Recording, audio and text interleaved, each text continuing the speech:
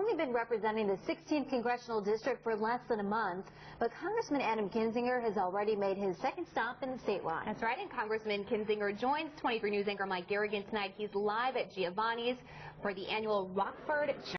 Hi, Mike. Well, hi, Lauren and Tina. Yeah, just 24 hours ago, Adam Kinzinger was in the capital city, now back in the Forest City. It's a whirlwind tour for you and very busy to start this new Congress. Why don't we talk about that real quick?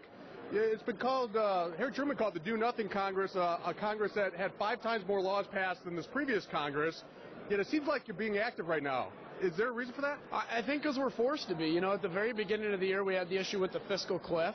Now we have the issue with the debt limit. We just passed the No Budget, No Pay Act, which I think is good. And we're going to have government funding issues coming forward and sequester. And, of course, yesterday we had the interviews or the questioning of Hillary Clinton. So we hope to make it not a do-nothing Congress, but hopefully both sides are going to be able to work together to accomplish some big things for our country.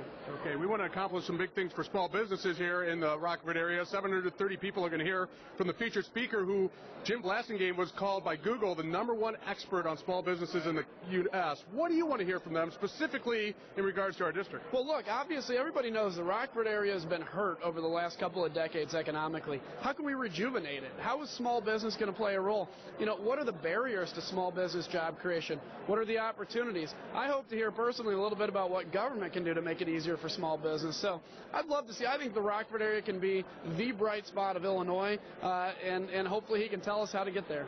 And I talked to Blasingame at 5 o'clock. He said one thing for a quick fix is learn what the customer wants and do something about it. And if you learned about it a year ago, it might not be the same. Well, that's right. You know, the great thing about our country is people have the ability to recognize a need and then turn it into profit, turn it into a business. That's why the rich immigrant history we have in this country. You had people from all over the world come here with their ideas, with their needs, and it's created such a successful nation. For us to assume that those days are past is I think, wrong, and we're selling ourselves short.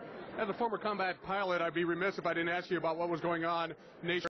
About women in combat. Leon Panetta announced that could happen. What are your thoughts on that? Well, I'm cautiously optimistic. I'm supportive as long as the Pentagon has done all their research and they know some of the difficulties. Women have to be obviously held to the same standards as men in these combat positions. But if you look at Israel, they've integrated women into combat in a very big way. And frankly, you look at the last 10 years and women have been in combat position, whether it's flying airplanes like mine or whether it's been military police officers who are female find themselves in armed combat. So I'm optimistic, but again, I hope the Pentagon's done all their research and we'll move forward. Do you think they should, real quickly, do you think that they should be registering for the draft then? I think that's a big step because we're not saying that every woman should serve in a combat position, but we're opening it up to the possibility. So now to require every woman to serve in the draft, I think maybe a step too far.